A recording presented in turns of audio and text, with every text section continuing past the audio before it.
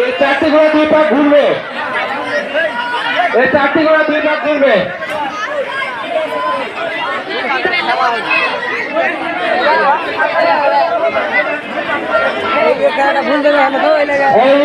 উজ্জ্বল মুক্তার বাক্য